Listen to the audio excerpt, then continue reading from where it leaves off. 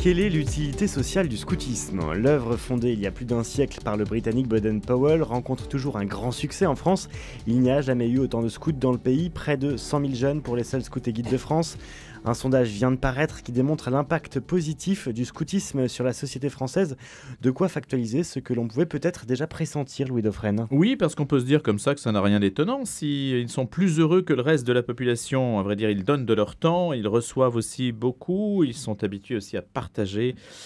93% des anciens scouts déclarent que l'expérience scout est utile dans leur vie professionnelle. 73% considèrent que cette expérience a constitué un atout lors d'un entretien d'embauche. Ça sert à ça, tiens. Eh bien, on va en parler ce matin avec le frère Yves Combeau. Bonjour. Bonjour. Dominicain et historien du scoutisme. La tâche s'annonce ardue pour Michel Barnier. Tout le monde s'accorde à le dire. Michel Barnier qui a été scout. Est-ce que son passé scout peut l'aider à gouverner la France ? J'espère que son expérience scout pourra l'aider à gouverner la France, même si elle est un peu ancienne, je crois. Mais oui, dans le monde politique, par tradition, les scouts étaient surreprésentés. Et je crois que le scoutisme donne une certaine souplesse dans l'adversité qui sera sans doute très utile au Premier ministre. C'est-à-dire une souplesse dans l'adversité. Quand vous êtes scout, vous devez vous débrouiller pour faire ce que vous avez à faire. Et dans des conditions qui sont celles de la nature, c'est-à-dire qui sont parfois hostiles, et dans des conditions qui sont celles, je dirais, de la simple humanité, c'est-à-dire que quand vous êtes chef de patrouille et que vous avez 6 bonshommes derrière vous de 12 à 16 ans qui sont plus ou moins bien embouchés, habiles, etc., vous devez faire avec et pour atteindre vos objectifs. Donc ça donne une grande adaptabilité et aux conditions et aux hommes. Et par là même, je pense que ça donne des armes dans la vie adulte pour frayer son chemin. Ce sondage dont on parle ce matin, c'est donc un sondage de l'IFOP qui dit que les anciens scouts sont plus engagés dans la société. Qu'est-ce qui est la conséquence de quoi ? Est-ce que c'est parce qu'on était scout que l'on devient plus engagé, ou c'est parce que l'on est engagé qu'on devient scout ? Alors, c'est la première, parce que je pense qu'à 12 ans, on n'est pas engagé du tout, a fortiori à 9 ans, lorsqu'on entre au louveteau. Il est évident que tous les mouvements scouts sensibilisent beaucoup les jeunes, d'abord à un idéal de service qui est commun, et ensuite à un idéal de service de la société, de la cité. Alors ça peut passer par une application directe dans le cadre des activités du scoutisme, ce que font beaucoup les scouts de France dès un très jeune âge, et surtout à partir des pionniers et des compagnons, ou simplement par une préparation à cet engagement dans la cité, donc une pédagogie, je dirais, indirecte, puisque les SUF et les Europes, pour ne nommer qu'eux, préparent leurs aînés à s'engager par eux-mêmes, de leur propre initiative, mais les arment moralement à cette fin. On voit des personnages de premier plan qui ont été scouts. On parlait de Michel Barnier, mais il y en a d'autres ? Eh ben, écoutez, alors à part nous trois, puisque je vous dénonce, à part nous trois qui sommes des personnages de premier plan, oui, bien sûr. Alors c'était un peu plus vrai il y a quelques années. Je dirais que la génération Hollande-Macron, pour faire bref, est moins scout que l'étaient leurs prédécesseurs, mais c'était tout à fait massif. François Fillon, Jacques Chirac, Lionel Jospin, tous ces gens avaient été des scouts. Mauroy n'avait pas été. On peut être scout et trotskiste. Ah, il y a même beaucoup de trotskistes qui ont été scouts. En fait, il y a toute une petite liste passionnante de gens qui ont basculé, et encore basculé, c'est pas le bon terme, qui sont passés par le scoutisme vers l'extrême gauche, quitte à en revenir dans un second temps. Mais il y a une forme d'extrémisme dans l'engagement qui fait partie du vécu scout, tout simplement, et qui peut conduire à ce genre d'engagement extrême. Mais Baden-Powell, au départ, n'était pas du tout animé par un sentiment religieux. Il était anglais, il était gallois. Il vivait dans un univers où l'engagement civique et l'engagement religieux vont de soi, mais où l'engagement religieux n'est pas forcément un engagement intime. C'est l'Église d'Angleterre du début du siècle dernier. C'est plutôt justement un engagement social, dans le sens d'un équilibre de la communauté et d'un service éventuel du plus faible. Et donc Baden-Powell est dans cet univers-là. Il est fils de pasteur quand même. Et lorsqu'il a découvert les applications françaises du scoutisme, il a été très étonné par la place prépondérante prise par le catholicisme, qui est beaucoup plus exigeant au niveau de l'engagement intime de la foi, mais aussi émerveillé par l'intensité de cet engagement et par l'intensité du service qu'accomplissaient notamment les jeunes chefs et les jeunes cheftaines au service des plus démunis. Le scoutisme britannique, il a un côté un petit peu caricatural, j'exagère bien sûr, mais c'est des petits services, entre guillemets, des petits services dans la cité, des petites ventes de charité, de l'aide ponctuelle aux personnes âgées. En France, ils découvraient des jeunes gens et des jeunes femmes catholiques qui s'engageaient dans les banlieues ouvrières, dans la zone de Paris, etc., pour une action sociale et politique en profondeur et très directe. Mais au départ, Frère Combo, ce n'est pas une création de l'Église catholique, les scouts. Non. Pas du tout. C'est une victoire, même on peut dire, une sorte de conquête sociale de l'Église catholique sur un mouvement de jeunesse, Bon, dont elle n'est pas à l'origine.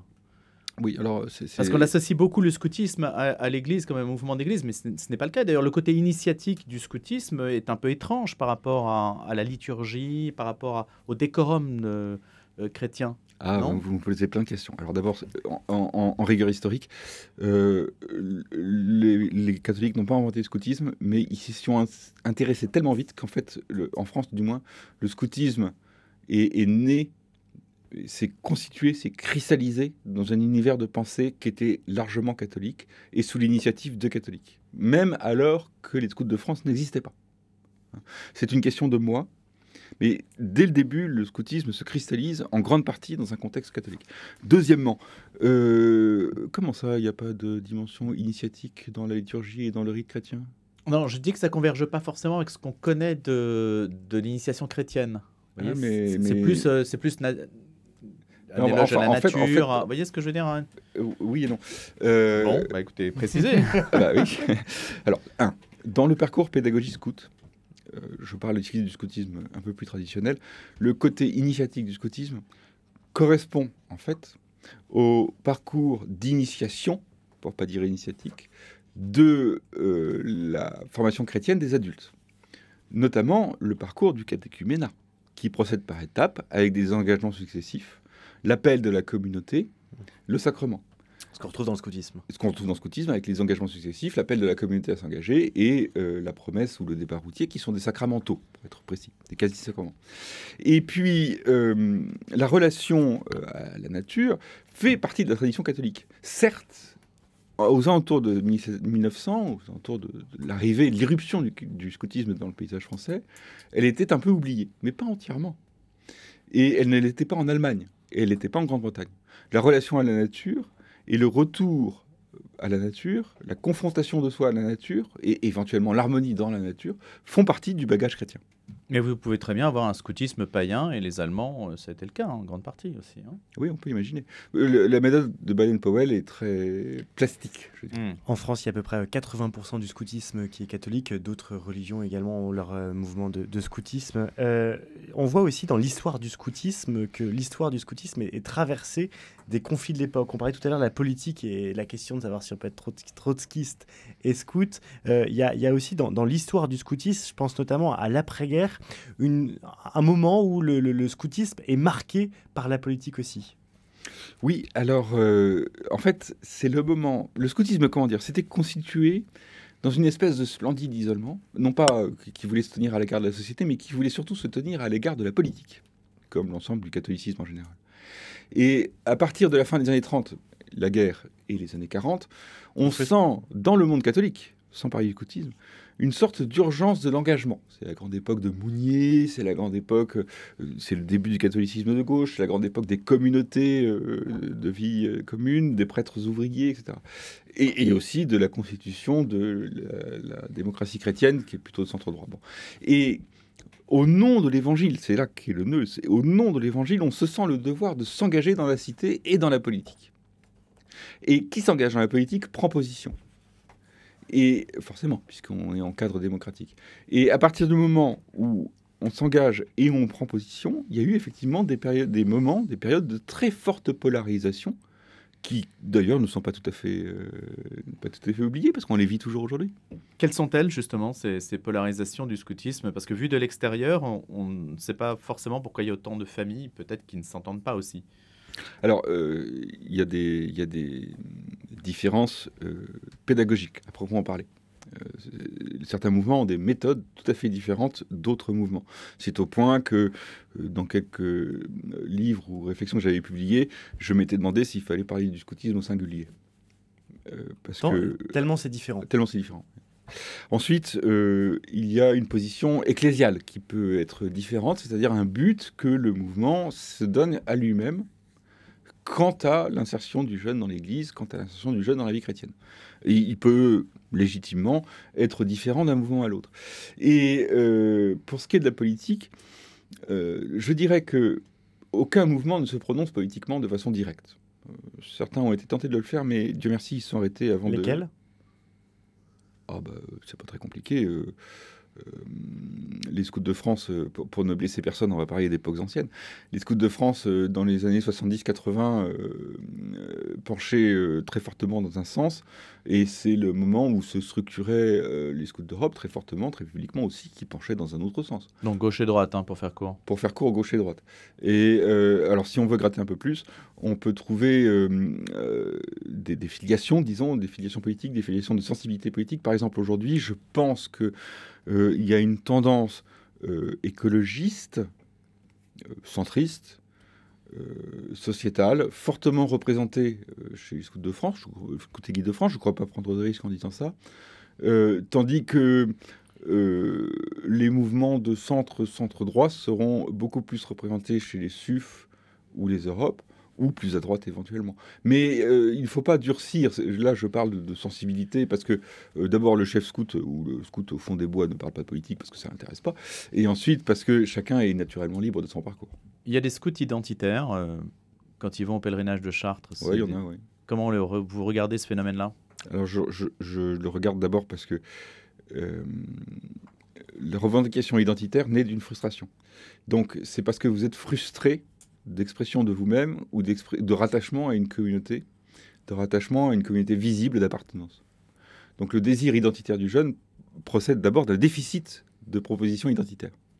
Moi, j'ai des jeunes qui sont dans les branches aînées de leur mouvement parce qu'ils trouvent ça un peu faiblard, un peu gentillet, et du coup, ils vont à Chartres. Ça ne veut pas dire qu'ils vont passer leur vie à Saint-Nicolas-et-Chardonnay ou j'en sais rien, à Saint-Roch, mais que une fois par an, oui, ils aiment bien porter des bannières et chanter des choses réactionnaires. Ils veulent une proposition virile. Oui, c'est ça. Alors, c'est viril déjà, puis c'est une expression de soi. Oui, je suis catho, et oui, je le crée très très fort, même si c'est dans les plaines de la Beauce, parce que c'est plus facile que dans le métro. Et ça déjà. Et puis... au-delà de cela, nous avons besoin de dire qui nous sommes parce que nous avons besoin de savoir qui nous sommes. C'est-à-dire que le fait de dire, le fait de se positionner dans une identité collective m'aide à me définir. On pourrait penser que c'est l'inverse, que je me définis d'abord et qu'ensuite je le manifeste. Mais c'est le contraire, c'est je le manifeste, donc je suis. Alors, à cet égard, on peut revenir en arrière, c'est-à-dire au scoutisme, disons, le plus classique, le port de l'uniforme en public, qui est partagé par tous les mouvements, est une forme d'identitarisme, c'est-à-dire, par l'uniforme, je me définis. Est-ce que l'identité scout, Père Combeau, transcende des clivages partisans ? Oui, oui, oui. Donc deux scouts qui peuvent... voilà, le fait d'être scout, ils ne vont pas au même endroit, ils ne partagent pas forcément les mêmes moments, mais... Le fait d'être scout, ça emportera tout. J'en veux pour illustration un cas tout à fait réel. La première Alger. La première Alger était la troupe du couvent des Dominicains. Au moment des événements d'Algérie, les aînés se sont très fortement disputés entre eux. Puis, ils ont décidé qu'ils ne se disputeraient plus parce que le scoutisme passait par-dessus. Alors même qu'ils n'étaient pas d'accord. Même qu'ils étaient gravement pas d'accord. C'est-à-dire que j'ai des photos extraordinaires où on voit le chef de groupe qui est un militaire en compagnie d'un des chefs de troupe qui est Marc Orgon, qui ensuite a été un des fondateurs du PSU et un porteur de valises. Et à côté de lui, un garçon dont je suis en train d'oublier le nom, qui était lui aussi chef de troupe de l'autre troupe et qui a été un des co-auteurs des attentats de 62 contre Malraux. Donc des attentats OAS. Et ils sont ensemble autour du feu en train de manger leur tartine. Nous sommes avec le frère Yves Combeau, dominicain, historien du scoutisme. Comment les nouvelles technologies ont-elles percuté le monde scout ? Là, ça dépend un petit peu du mouvement. Les scouts et guides de France ont pour méthode de prendre à bras-le-corps les questions sociétales Et donc, ils ont eu récemment encore un grand rassemblement des 12-14 ans qui était très axé justement au sujet de la question des nouvelles technologies, des réseaux, des fake news, etc. Donc, ça fait partie de leur ethos, ça fait partie de leur façon d'être. Puisqu'il y a une évolution sociétale, on s'en empare et on essaye de la traiter pédagogiquement. Mais on garde son portable dans un camp scout ? Apparemment, chez les Scouts et Guides de France, je présume. Mais vous, qu'est-ce que vous recommandez ? Moi, ils les mettent dans un panier au début du camp, ils les récupèrent à la fin. On le leur donne naturellement quand ils sont dans une activité en dehors du camp, dans la nature, sans les chefs. C'est une simple question pratique. Sinon, ils vivent très bien sans leur portable. C'est pas... Je veux dire, on fait de même aujourd'hui à l'école, enfin dans beaucoup d'écoles, c'est tout simple. Est-ce qu'on peut faire du feu encore ? Ça devient un peu compliqué dans les forêts autour de Paris parce qu'elles sans feu, il n'y a plus de scoutisme. Elles appartiennent à l'État. Oui, on peut faire du feu, bien sûr, on peut faire du feu. Vous savez, à toutes les époques, on a eu des bâtons dans les roues de la part des pouvoirs publics pour d'excellentes raisons ou des moins bonnes raisons. On a toujours survécu. C'est pas... je veux dire par là que, bon, si vous voulez absolument faire du feu dans le parc de Versailles, vous allez avoir des ennuis. Certes. Si vous voulez faire du feu dans la forêt de Rambouillet, il faudra bien prévoir l'endroit désigné à cette fin par les gardes forestiers, c'est-à-dire les parcelles qui sont ouvertes aux scouts le week-end. Si vous voulez faire du feu en Provence, c'est débile. Si vous voulez faire du feu en Franche-Comté, il n'y a pas de problème, vu qu'il pleut tout l'été, ça va très bien. En un mot, frère Yves Combeau, quelle est votre espérance pour le scoutisme de demain ? Je pense qu'il va se développer numériquement. Je pense que trouver des chefs, c'est possible ? C'est possible dans les grandes villes à cause du fait qu'ils sont étudiants. C'est une difficulté dans les villes plus petites. Je suis très admiratif de l'engagement des chefs c'est d'ailleurs, pour revenir à notre sujet initial, c'est sans doute une des raisons de l'engagement civique, c'est-à-dire que l'engagement de chefs est très pesant et ils le font. Ça, c'est magnifique. Et le scoutisme est très vivace et il va très bien. Merci en tout cas frère Yves Combeau ce matin d'avoir été l'invité de la matinale pour réagir à ce sondage de l'IFOP sur l'impact social du scoutisme. Frère Yves Combeau, vous avez notamment publié Toujours prêt, Histoire du scoutisme catholique en France. C'est deux éditions du CERF. Merci avec nous ce matin d'avoir recherché humblement la vérité, comme dit un des cérémoniales du scoutisme. Et tout de suite, la météo.